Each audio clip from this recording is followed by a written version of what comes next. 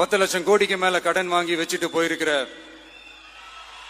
இன்னைக்கு அந்த தமிழ்நாடு அரசு இருக்கிறப்போ, கஜானாவை சுத்தமா தொடச்சி வலிச்சு வச்சுட்டு போயிருக்கிறப்போ, தூக்க முடியாத சுமையை ஏத்தி வச்சுட்டு போயிருக்கிறப்போ,